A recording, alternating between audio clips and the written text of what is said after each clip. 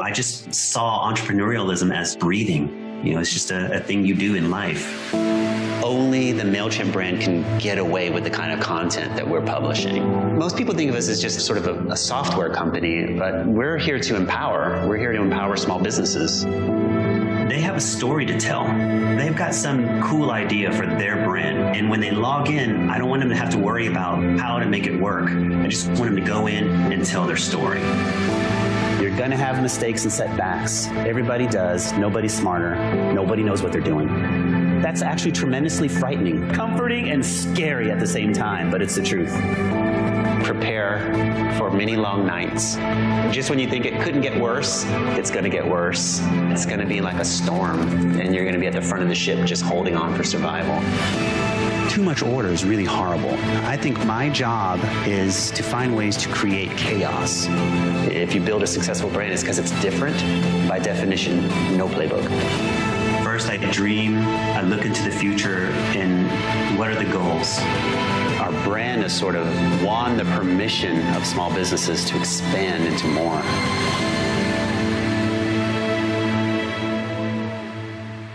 So I am so pleased to have Ben here. I did not know until we did our prep call that back in the day I was the ICP for Mailchimp. We'll talk about it. But we all have our hero apps. And I remember back in the day when first I was a SaaS founder, two things happened. I had no marketing help, and I wanted to do a blog and an email list. So I had to figure out what blogging software to use. And I'm like, I had over 100 people on my list from a trade show, and I wanted to email them. And I don't know how I found Mailchimp. We'll talk about it. But I loved it. And then I had this moment as a founder, this is a while ago, where I'm like, God, this SaaS stuff's hard. Will it ever get big? And I'm driving on 101, and there's that Mailchimp billboard with just like the, I know I'm colorblind, the green or the yellow. Was it one on the 101? Yeah, it was like a little blue, yeah. Yeah, and I was like, oh my God, how much does that cost, a billboard? That must be like $500,000. Mailchimp must be huge, but it inspired me that, hey, like, this SaaS stuff could be pretty big. So it was very inspirational, and fast forward today, we were acquired last year for how much? I can't remember.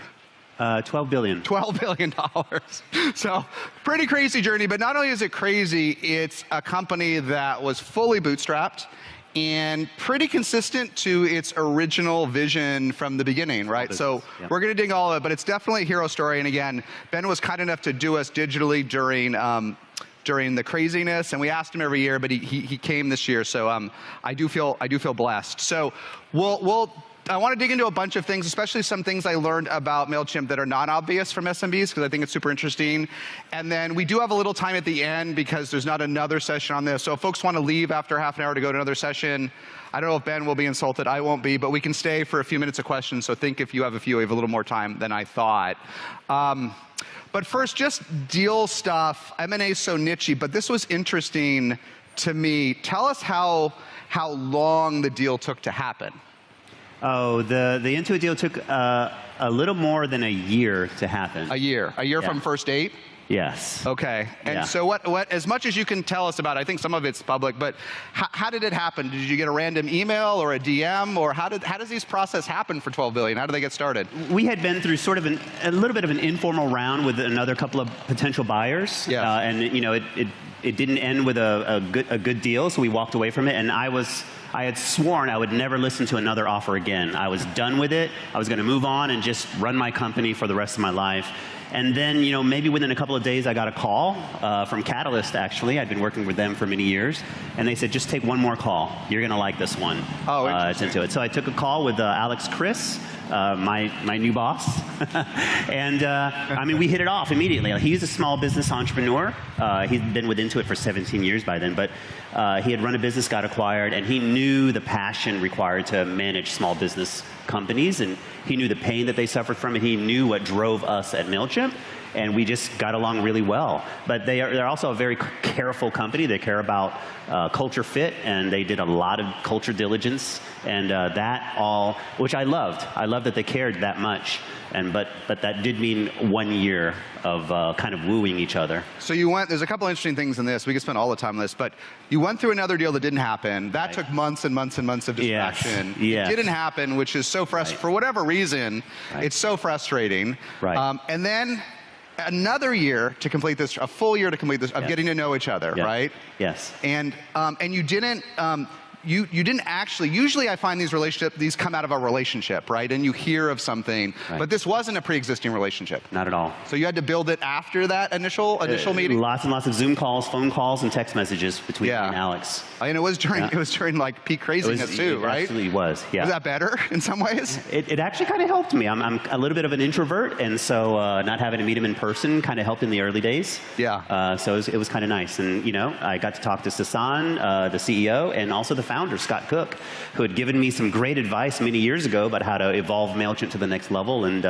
it was just kind of weird and full circle for them to come back around and think about acquiring us. And they knew, so a year and you didn't know them, but of course everyone knew about Mailchimp. How did they think about Mailchimp? Obviously it's an iconic brand, but what was in their head? What got them excited since they didn't know you personally? We both kind of hit it off very fast, Alex and I, and the common vision that we had was to have one great platform for a small business. And we would both, we're talking to our customers and noticing that they were using so many different SaaS applications and paying so many different fees, and we just thought, you know, I had always dreamed of maybe, we handled the front office very well at Mailchimp, but what if we could build back office solutions? And the same thing happens over there at QuickBooks. They managed that back office very well for 38 plus years, and they wanted to help their customers grow their audiences with the front office, and so it was sort of a match made in heaven. Now I'll admit, I'm a long time Intuit customer, but I don't know all the products, but maybe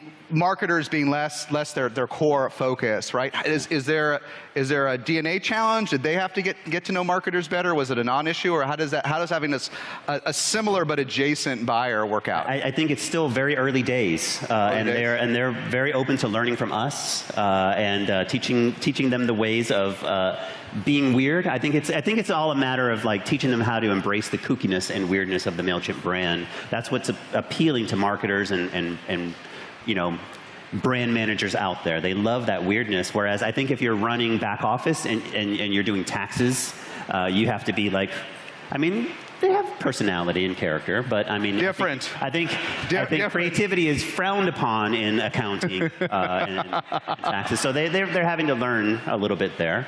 Yeah. So that's an evolution. Embracing the weird it's a journey. Cool. And so one last thing on this is just at Mailchimp scale, right? We passed $1 billion, although you notice interestingly it was right after the acquisition, right? Yep. You don't really need to integrate the apps, do you? You just need it to thrive. Integration is not a huge deal at your scale, is it? It's not a top priority. They've really made it a mandate to make sure that we keep our independence. Yeah. And so far so good. You know, on the whole keeping it weird thing, can I just say, we've got a campaign going on now with like a dancing rug and weird roles, and I actually didn't lead that campaign.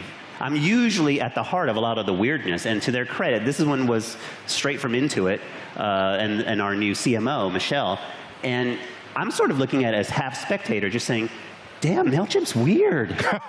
Now I see what everybody else sees. I'm like, this is weird. What's the rug thing? Like, it's kind of kooky. So they are learning fast, I'll say. Is the weirdness bar gone up now that we see more weird? It might have. I don't know. It could just be that, you know, I've stepped back as CEO and now I'm looking at it with a fresh set of eyes. And I'm walking around the halls.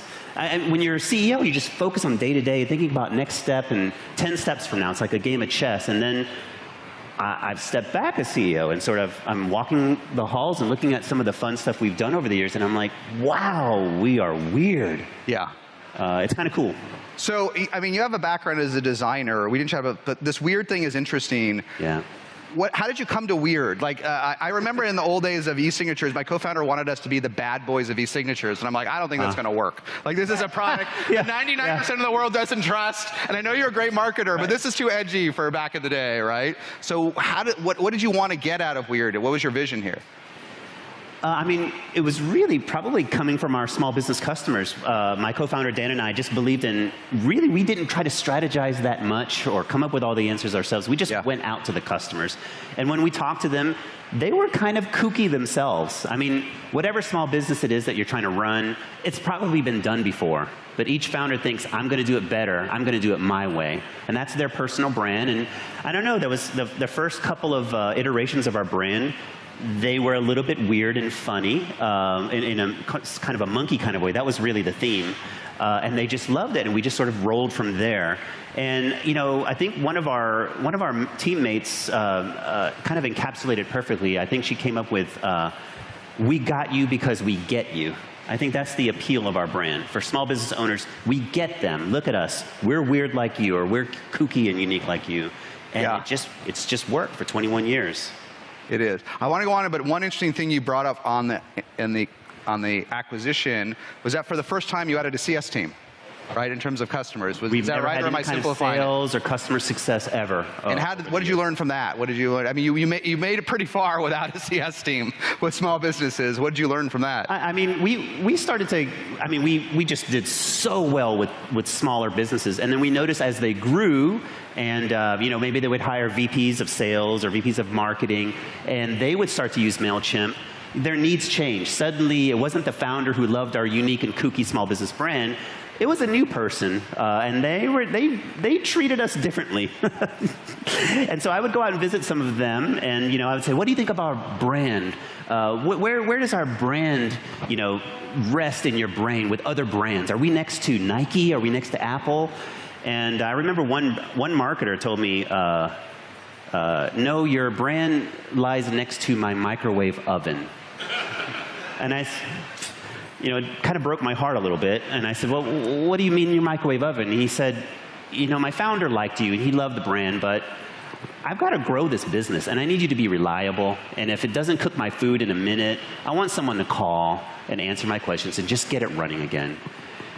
I don't want to have to read KB articles, blah, blah, blah, blah." So, that told me, gosh, we've got to spool up a customer success team of some sort. And it's been a long journey. We've got some great new executive leaders and Intuit's got a lot of experience with this, and they're going to take it to another level. But we talked, let's jump into that, because it was so interesting when we talked before of where the break point is for your brand and product. And we talked about this break point when marketing comes in, when a VP of marketing comes in, and whether you want to retain them always do you always want to retain them as a customer? It's tough. It's tough. It kind of requires a different culture. I mean, for 21 years we built one culture very well for the self-serve SMB market, and when you start to serve a completely different kind of customer set, you have to learn some new tricks.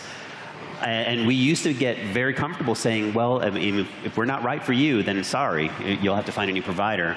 And then we learned that we were letting a lot of customers down. They really wanted us to grow with them.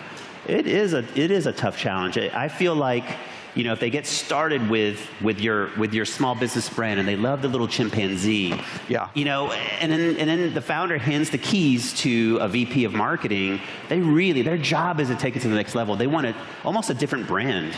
And I've struggled over the years, many years, to try to build that sort of Mailchimp Pro, that second level Mailchimp. It's tough. It's tough. It's tough to build one great iconic brand. To try to build two, I don't know. I don't have enough years. Well, it's your own version of champion change, right? Yeah. We talk a lot about champion change, but really it's founder to VP. The VP, they might like a worse product, right? But they probably have some different experience, right? And does the founder want to use? Do they want to use their chip to stay with their favorite app when a VP maybe use something else, right? That's right. Yeah. And so going back to this Mailchimp Pro thing, so you never did build it. Could you see in the data, I could imagine, I mean, Mailchimp, you can use it a lot, but I could imagine around $5,000, $1,000 a month. You might guess that there could be risk, right, in the account. Did you look at signals or anything like that? We didn't look at those kinds of signals because we could, when you serve some of these small businesses, especially with e-commerce, if they're in that industry, you could have a small business with 2 or 3 employees, but their database is in the millions. It was really wacky to try to look at the data points. What we looked at was if the founder set up a sub-account, would send a username and password to their VP. You're basically making a copy of the keys for a VP. That was the potential breaking point. Got it. That was our red flag. If a new VP comes on, they're not going to read the instruction manual like the founder did. Got it. So another admin, another core use. That was the signal right there. That's right. And they're starting over with a fresh set of eyes. And competitors are there ready to talk to them and do the sales pitch. And we're like, RTFM, read the manual. Not a great experience. But mostly you, and wildly successfully, you stuck doggedly to SMB, right? That was where our hearts were. I want to talk. That's what I want to talk about just for a minute. Is it just your DNA? Yeah. Your DNA as founders? Because those are, we talked about, I think you said Uber was like a big account you lost, right? And that hurts us all as founders, right? Yeah. But you didn't change Mailchimp. You didn't radically change, you didn't bang maybe you did. I don't think you banged your shoe on the desk and said, we're not going to lose another massive customer, did you? I felt like it was a technical challenge to me to just stay true to our roots and our brand, but make Mailchimp more performant for those larger customers. So yeah, I kind of flipped a couple a little bit. I mean, it was. I remember it was like 6 figures a month was the revenue that we were getting. It's a lot. Now, you don't just sort of brush that off. I mean, that's a learning lesson for any founder. But I kept challenging my team to like just make it more performant for those really large databases. And they really did. It was a great kind of constraint or technical challenge that made Mailchimp. It ended up making Mailchimp better for like the millions and millions of small businesses. And as for the larger customers, it's sort of a rite of passage. You know, if you go through high school and college and you have your Honda Civic and you graduate and you get a great paying job, do you upgrade to the Honda Accord? Or do you get your Beamer or Tesla or something new? And we saw that rite of passage. And we also saw that if we stayed true to ourselves and kept improving, after a few more years, they realized that darn Beamer is hard to maintain. And then they come right back to us. And they kind of use the back door. They use the Mailchimp API. And that's where really, really massive businesses still use Mailchimp. Were you able to track like word of mouth and related in terms of customer acquisition and boomerangs? Did you have a sense of how much came from word of mouth? You know what? We didn't have a team that would track that sort of thing. We were with freemium, we were getting, I remember 10,000 signups a day from new customers. We were so busy trying to control that flood of new users and trying to prevent server outages. I don't know that we ever really had the time to look at retention. Yeah. It's interesting on that one, and we chat about it. What's super interesting to me and maybe to folks in the audience is that because of that top line growth in Torrent, NRR, even I don't know what that stands for. were not important to you. As long as you hit the top line number, right? Yes. You didn't, I mean, we're all talking about lighthouse metrics, like SMB, how can we get to 100% NRR, like enterprise 130 and measuring GRR in every metric, but this was never a lighthouse metric for Mailchimp. I don't know, and I never had investors, so I never had to do reports. That could be a part of it. No business plan. I had a monthly bank statement, and I said, what's the starting balance and what's the ending balance? Ending should be bigger. Yeah. And it always was bigger. I still. and even as you approached $1 billion, as you brought in more, and we can talk. Maybe we'll talk next about a couple great hires. They didn't push you more on this stuff as you brought in more DNA. You were this hyper SMB DNA for so long. They probably got tired of trying to teach me it, and they just gave up on me. They did it quietly somewhere. Got it. But I'm not aware of it. Well, let's talk about, let's come back to the team, but let's talk about bootstrapping for a minute. Maybe we'll just use one more slide as a prop. We probably don't need them. Right. But it is different, right? And before we get there, just because on the internet and with founders, there's so much discussion of bootstrapping versus venture-backed, but I don't think it's usually a choice. Was it a choice for you for a long time? Did you, when you were an agency in the beginning or starting, did you turn away 10 million in seed funding? It wasn't a choice, was it? Nobody really visited us. Yeah. Yeah, we were in Atlanta, Georgia, and nobody bothered to fly over until one of our competitors, Constant Contact, went public in 2007. And then suddenly people in suits started to show up at our door. And I just didn't understand it. I'm a product of the dot-com days. I was laid off in April 2000 during the dot-com bust. And there was a lot of distrust for a lot of that sort of, like the VC world. It was a movement to do more pragmatic programming, yada, yada, yada. So we kind of avoided that for many years. And then they started showing up around 2007. And I always invited them in, let them buy me lunch, and just try to learn as much as I could. But Mailchimp kept growing and growing, and we never really needed money when they would offer it. And I would try to figure out what would I spend it on. And we just made plenty. And we ultimately never needed any kind of investment. Yeah. So we were one of the other iconic bootstrap company, I mean, there's a few, but is Atlassian? And we were talking before, Michael Cannon-Brookes, when he was at SaaStr, said, I mean, it was years ago, he said, I probably couldn't do Atlassian the same way today because I had 4 years to go really slowly when we were bootstrapped, right? Yeah. And I think Atlassian probably started in 2000, right? Could you have done, as great a hero story as the bootstrapping side of it, could you have done it the same way now, or is the world too fast? I could do it again. No, I think at that time, so they started in 2000, we started in 2000, that was a different time. Cloud was new. That was a new word. SaaS hadn't really even been invented just yet. I mean, everything was so new. It was a time of, it was like an unbundling. Who was that? Who's that guy? Barksdale. Yeah. Somebody asked him for the secret to running a tech company, Jim Barksdale. And he said, it's cycles, bundling and then unbundling. And it was kind of a joke he gave, but it's true. It's really true. And so, like, at that time, 2000, everything was unbundling from desktops and mainframes or whatever we were using back then, PCs, and going to the cloud. And there was like, you needed a marketing cloud, you needed sales and CRM. Everybody was willing to pay for all of these different unbundled point solutions. And now I think that we're at a different time when people want it bundled back together again.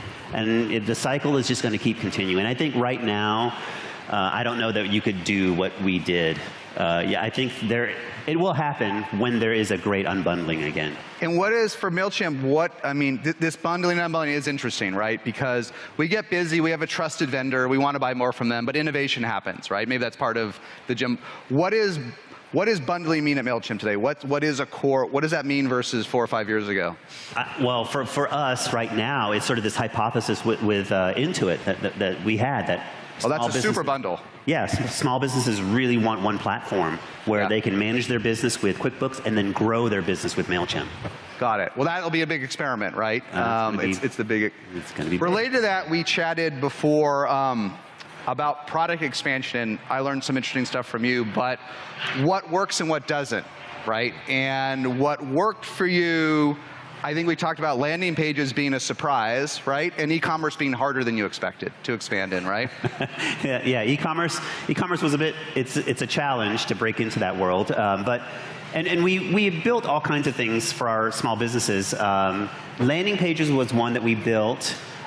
I kind of thought they were boring. Not really a big deal, and it was probably one of our most popular features in recent years. I mean, it just took off and sold like hotcakes, and I still to this day can't explain it. I'm just thankful that we had this culture at Mailchimp to constantly we didn't even use the word innovate as far as I can remember. I always just said tinker. I said just keep tinkering with code and just keep trying make small bets. I didn't want moonshots. They were too expensive.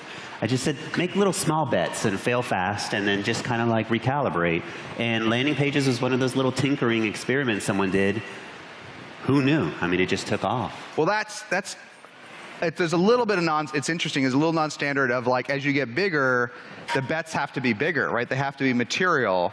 But maybe that wasn't how you thought about it. You still wanted to try, maybe it's the bootstrapping mentality, but landing pages turned out to be much larger than you thought. It wasn't planned on a whiteboard. That's right. I don't know if they need to be all that. I guess they do need to be bigger, like if you're a public company and you have to care about Wall Street. I mean, yes. But I think you need a lot of those little things baking in the oven because you never know which one is really going to take off. It's tremendously hard to kind of manage that and then also run your business at the same time. That's tough. Yeah, as we're learning, back in the day, we had Jeff Lawson from Twilio come once, and just after IPO, and he's like, I'm going to do 100 experiments. I'm going to do this type of SMS and M&Fs, and we're going to see what sticks. And the next time, he's like, well, I'm going to buy SendGrid and Segment, because I got to get scale. Yes. Like the experiments have to be really big. Yeah. And then we had Peter Gassner from Viva, who said, your experiment has to be bigger. Right. Because if Mailchimp's coming up at $1 billion, and I want to do $2 billion, right, my experiment better not do $50 million. Yeah, you're right. You get to a size, and maybe you just don't have the expertise in-house. You have to acquire the talent and bring it in. Yeah, I get it, yeah. But the landing page, you said one of the reasons it took off, and I think it's learned and we've all figured it out, is it's the same buyer, right? Versus e-commerce maybe is more complicated to sell to. Yeah, I think with landing pages, what we overlooked, and we went back and talked to small businesses, they had their e-commerce solution, and they loved it. And they had Mailchimp, which they used for the email marketing. But you know, the marketer is different. They have different needs. They need to move fast. When they want to modify their commerce, when their shopping cart, they've got to ask for technical help from an engineer. And those two worlds tend not to like to talk to each other very much. And so marketers really wanted their own little solution that they could use without talking to any engineers. And they love the ability to spawn up really quick landing pages inside of Mailchimp that connected to their carts through the API and sell their stuff. So yeah, that was the insight that we had. And it was obvious to me when you said it, but the core ICP is the same today at $1 billion, which is someone who wants to get marketing going without any engineering resources, right? That's the designer background. Was that the ICP you intentionally or someone intentionally went after, and it scaled, right? What's ICP? Well, the target buyer, user of your product. Yeah. Yeah. I mean, for the very small business, when you run your own company to $1 billion, you don't need to know any of these things. MRR, ICP, they don't matter. Just the top line and the target buyer then? Yeah. Why do we say ICP? Target buyer, Jason. Come on. Come on. Marketing mumbo jumbo. Yeah, it's the marketer. It's really the small business founder who, you know, when you start a small business, I don't know. I don't think that you're thinking about your CMS or your CRM or anything. I think you're thinking marketing first. How do I sell my stuff? That's the first thing you're thinking of. So we're thinking about that. We're thinking about that founder. Cool. And going back to one that we skipped on a little bit, but it's always interesting. Now that you can reflect a little bit, right? Yeah. Did I laugh too loud? I'm sorry. It's sort of like erasing old CEO habits is what I'm trying to do. Yeah, but yes, reflect. Let's call it reflect. 2 or 3 top game-changing hires. 2 or 3 top game changers on the journey. My gosh. In the early years, we had an engineer, a lead engineer named Chad. We called him the Chad because he never slept. He never slept. And he was constantly building stuff. He was amazing. He was the one, we hired him to turn Mailchimp into 2 products, to take our old code, divide it into 2, make one of them the list building for your blog, and the other one, if you wanted to send emails, that's when we'd charge you money. That's when I'd get you. And he worked on that. He was a machine. And after a year, he said, it's impossible. Your code sucks so bad. Let me just keep it one product and just make it free up to a point. And really, that's where freemium came from. Yeah. So he was amazing. Aaron Walter, our first designer, he was the first person I hired to take over my job as designer. He really cared about the brand and the UX and kind of melding that into one great customer experience. Man, that was transformational. And I've had 2 COOs prior to Intuit. Neil Bainton was our first COO, and he was sort of, at that time, our adult supervision, like Eric Schmidt, managing Larry Page and Sarah Gay at Google. He was their adult supervision, and Neil was my adult supervision. And he was an amazing COO that I think, I don't know, if you're a founder like me, you can be pretty abrasive, and I don't know, you're obsessed over the product and kind of in that weird Steve Jobsian kind of a way. And Neil was a really good buffer from me. So a lot of people just went to Neil instead of me, and I could really push Neil to make the product better. And then Farah, our next COO, was also just that buffer. Neil got us from like 0 to 300 million. Farah got us from 300 to 700 million.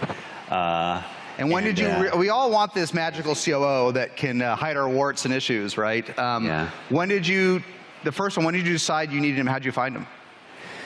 Well, I mean, with Neil, he was really more adult supervision. He was a mentor, to be honest. But your VCs didn't force him in. It wasn't any. No, there was no forcing. Yeah. I just think that he was just a good balance. I mean, we knew our boundaries, our roles and responsibilities, I think they say now. But we knew he was really good at the operational stuff, and he was very senior to me. You know, he was in his late 40s. I was in my late 20s at the time. And I needed that experience in-house, and a lot of people really liked talking to him. He was like our father.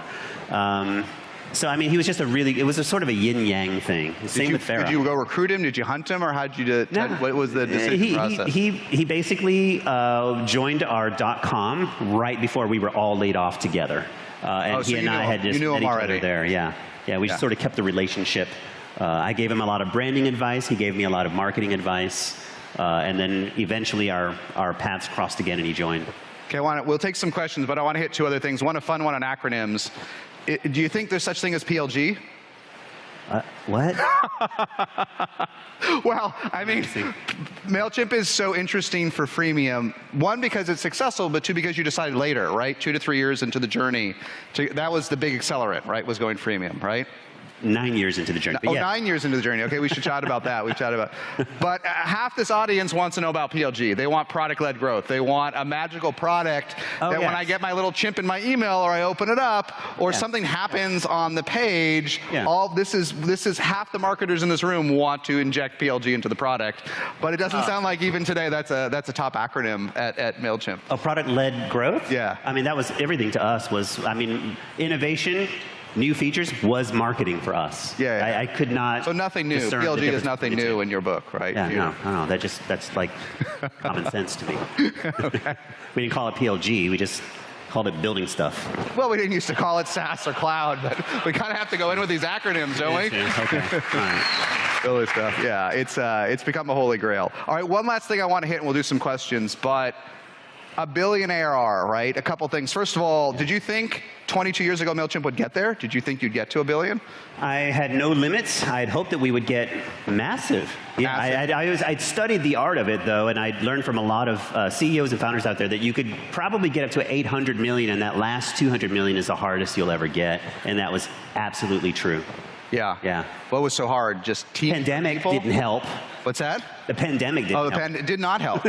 No, it didn't help? No, it didn't help. No. It helped with half of our customer base that were e-commerce. Yeah. Yes, but we had a lot of bricks and mortar. Oh, yeah. We really suffered bad. One side or the other. Yeah. And so it didn't seem crazy to you. Is there a ceiling? I mean, I know you can't speak so much on behalf of Intuit, but can Mailchimp do 10 billion? Can all these products do 10 billion? Is it going to do more? Like, is there any ceiling for this stuff? I don't see why there should be. I mean, I think if we just keep that PLG mentality. And just keep innovating and listening to small businesses and understanding what they need and pivoting fast and building for them, I don't see why there needs to be any limit. I used to think $1 trillion market cap, there's no way, and then now it's happening left and right, it seems like. It is left and right, so, right? I mean, that was a theoretical limit before a company would implode, and it's not, I don't see them imploding. So, and even Intuit, I should know, but tell me how much revenue Intuit's doing, but I think they grew over 30% last quarter, right? I mean, Mailchimp helped, right? It's crazy, isn't it? It's crazy. Crazy, right? At that scale, that a company of Intuit's I mean, size, you know me, I don't track numbers, so I don't even. I know, but it's a lot of growth, right? So they've done well. Last one on this, and then we can take some questions, so please ask them. But the enduring side of SaaS, in 2042, is Mailchimp still around? Is it a brand and a product, and is it similar to today? I absolutely see it still around. Still around? Yeah, I see it really baked into QuickBooks, and I think that we're really just getting started with this. It's still very early days, and I just see customers managing their lists, managing their customer base in QuickBooks, paying their bills, and then saying, you know, when you look at that invoice that's been paid, you say, damn, that's a really great customer. How do I find more customers like them? Yeah. That's a button they can push, and then Mailchimp will take care of that. Let me find similar customers just like that. We have the data to do it. I see that really being sort of the next step. Where we go with that. Do you think in like 21, 42, 24, when the last internet is used, it's an email? I mean, it was like it could be the last. I think it's like the first thing on the internet. I think it may be the last thing we do on the internet too is send an email, right? I mean, it's an amazing protocol, isn't it? People have been telling me for 21 years email's dead. And it's stronger than ever, right? Going just fine. Yeah. All right. Yeah. All right, we may need some help, but any guys have some, come on up and ask a question.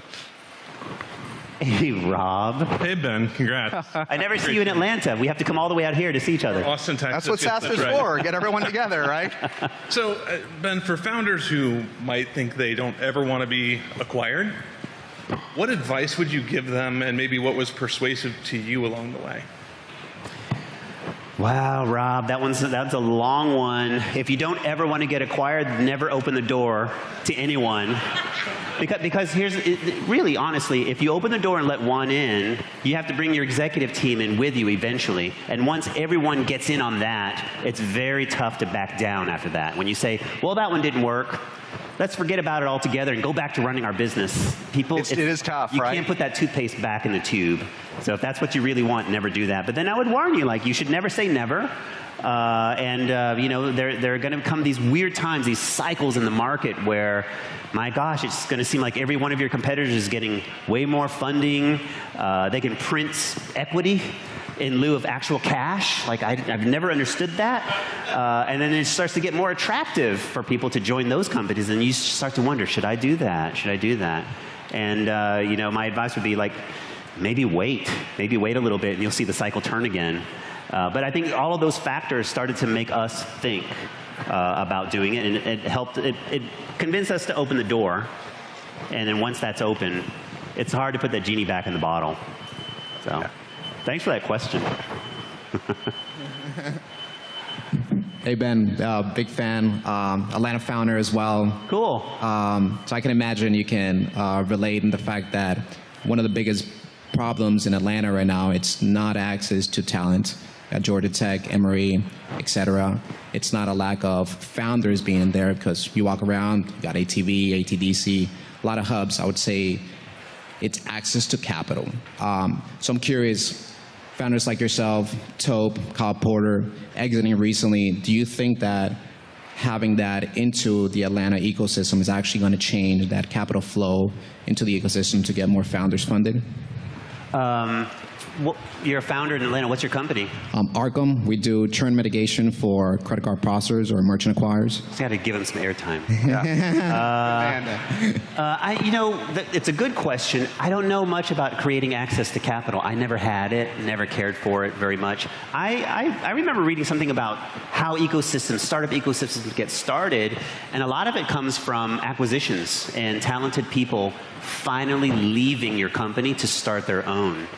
And I remember reading that many years ago and thinking, wow, there's so many talented people at Mailchimp, and they won't leave because it was such a great place. We made it such a great company, you know, and I think after an acquisition happens, people, they get transaction bonuses, they want to go out and start their own thing like I did, and I think that's the best sort of stimulant. So I hope that Mailchimp helps Atlanta in that way. Thank you. But I think if you want access to capital, if you want investors to come to the city, I think they finally learned that Atlanta is a great city to come to. And I think it's really on founders to build great businesses worth the flight over. And we've got a lot of those in Atlanta now. It's much flatter, too, than it used to be, right? I mean, I invested in sales off pre-revenue, so I've known Kyle. Oh my God. And I introduced him to all his VCs because no one would go to Atlanta. That's right. I introduced him to Emergent. I've invested, too, in Emergence and Insight. But today, everyone gets it. So I just think COVID makes it easier. Yes. Because it's not that it's still easier to be here. Don't get me wrong, you can walk around and meet 500 VCs, but every investor is hunting, if not globally, across the US. So it's not, I think it's the talent. The talent's the big thing. The capital has become a lot more flat than it was before. But you know, if you're going to start a B2B enterprise company, California's absolutely the best place to be. B2C, like a consumer brand, you can't beat Atlanta. We've got Coca-Cola, Home Depot, UPS, Delta Airlines, Chick-fil-A, like top brands are all right there in Atlanta. Thanks for the question. Hey, thank you. Thank you. Hi, Ben. Hi. My name is Jerry, and like you, we are also building a bootstrapped company. And my question to you is, as you thought about building your company bootstrapped, how did you think about profitability and thinking about investing in the right areas? Did you always try to maintain X percentage of profitability? How did you think about that? I mostly, I talked about looking at the bank statements for one, but that was maybe, I guess, the trailing indicator or something. What I really cared about most was, here's some acronyms, the LTV. LTV. And CAC. I cared about that. Well, you did care about LTV and That was CAC. the only thing I cared about, and it was really because my first COO, he made me listen to some of the investor calls of our competitors, and they talked about their customer acquisition costs and their lifetime value, and I knew our lifetime value from a typical small business customers. I knew how much that was, and the trick was don't spend more than that. Yeah. I like it. Oh, and like the lifetime value, I knew how long it took me to get that, you know, and you try to shorten that, get that as short a time as you can, recoup that cost ASAP. That was really all I cared about. I would watch for that like once a quarter. Gotcha. Thank you. Yep. Good luck on the bootstrapping. Hey, Ben. So I'm a founder, also bootstrapped from Argentina. We're about 100 people, 10 million in ARR. We're doing well, Wow. but yeah. but we're having a problem now with our tech, and something about what you said yesterday. So the tech is built in a way that's not, like, we didn't go and hire the best developers at the very first start. So it's a lot of old code that we're needing to redo. And so we're plateauing a bit because we can't scale the tech right now. How did you manage that as CEO, not being from a technical background? Because you're not a CEO that comes from the tech side. And that's my challenge as well. How did you manage that, and did you ever have that?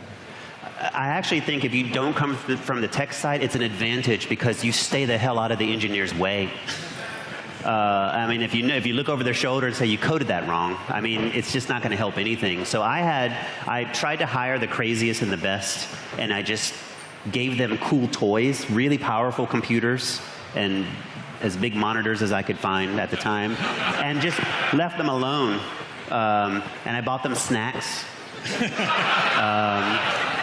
And I mean, in the early days, I mean, yes, I'm trying to be funny, but in the early days when you have pirates, I mean, that's all that matters is they want to build great stuff. So we talked about the purpose, the mission, and they were just passionate about it. And I just tried to stay out of their way. And I think V3 is pivotal for almost like every product. Like there's something about V3. After V3, you're real. That's product market fit, maybe. And V3, maybe you're at V3. Yeah. Our V3 was like that. It took a year to get it done.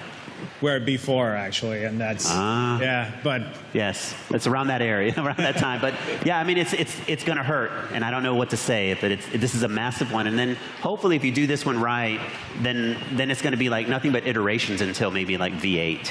That was the next one. We've all been through it, right? Yeah. But if you get the best talent, that's the only way to solve it. Whether it's a VPN or better people. Everyone in this room has been through some version of it. Yeah. But you got to do it only once, right? Or it destroys you, right? That's right. And the best talent doesn't always mean best pedigree at the best university. Sometimes it's just some scrappy, really weird, like we hired one that would look like an axe murderer, and I was afraid to be at the office late with him. But he was amazing. He built our entire API. I mean, he was just awesome. So it's like cast a broad net. Broad in the net. Yeah. All right, thanks for the question. Net, yes. Congrats to getting to 10 million. Yes, man. Thanks, I'm bootstrapping again also. Awesome. And I hadn't thought about this till I heard you talk about future Mailchimp, but is there a way we could use future Mailchimp to draw visibility to the whole environment, social governance, and impact on the climate of the apps that we all use? Gosh, that's a deep question. I've been in it for 40 years. I've had time to think about it. I don't know. You know, I have no idea. I'm a designer, and my product has a chimpanzee as its mascot. I don't. But like, I'm probably the worst person to ask. Is good. So I'd love to brainstorm with you about it. Yeah, that'd be great. Thank you. All right, we'll take one more question and then give Ben a break, but thank you. Hey, so it was mentioned earlier that Atlanta is becoming more and more of a tech city. And my question is, during the early days being in Atlanta, how were you able to attract top talent and retain that top talent without massive funding as you're bootstrapping over the years? Not having the massive funding was, in retrospect, an asset because it attracted people who truly cared about the cause, not to get that money and the equity for it. So it's not that much of a weakness, to be honest with you. But when you're in the moment, it's hell, I know. But in retrospect, I'm so thankful we didn't have that massive funding. We tried everything. We tried to post jobs everywhere. What ultimately helped was we just said, forget it, just stop trying to hire people and just iterate and launch cool stuff. And so we started to launch some stuff that was kind of innovative at the time, and that started to attract engineers. They would notice that stuff, and that's how we got our call from the Chad, and he came over. He was amazed by it. And then, you know, he was, I think, kind of jaded at his current startup. They weren't really listening to him. And he felt like he wanted to go to a place where people would listen to him, and so that's why he joined us. And I think that the one that looked like a axe murderer, he had a heart of gold. He was so kind. But he said that he joined us because all of my screenshots, my username, the fake username was Roger Waters. I was a Pink Floyd fan. And he was a Pink Floyd fan, and he said that's why he joined us. So, I mean, in the early days when it's pirates, man, you have no idea. You have no idea. Thank you. I mean, just keep trying, and I would say really launch cool stuff. Just try to do cool stuff and publish it as much as you can, and that'll attract the talent. So you got I sometimes call them missionaries. They're folks that get, yeah, they could make more money. You got to pay them enough to survive. But there are, if you're, most folks here are a charismatic founder, or they wouldn't be here. You can find a couple missionaries, including engineers that will, not all of them. Like, I mean, Google pays better, Intuit pays better, but the stories are missionaries. So if you're struggling, find your own charisma, and there's always a missionary story, right? I paid them more than I paid myself in those early years too, by the way. You have to pay them. You don't have that massive funding. They want the cash. Sometimes I just didn't pay myself. And then it sounds like, and then we'll wrap from that, but it's an interesting story. And then you got the missionaries, but then you created a center of excellence. So the missionaries got you a few good engineers, and then people wanted to work on cool problems. Right, so you were able to get the expert and the rest, gravity, and that's how you get this flywheel going in engineering hiring. Like, find the missionaries that are great, and then people will be attracted to working with them. And then it's never easy, but any great founder, some great engineer is going to want, some romantic engineer is going to want to work for you. Someone that believes in your mission, right?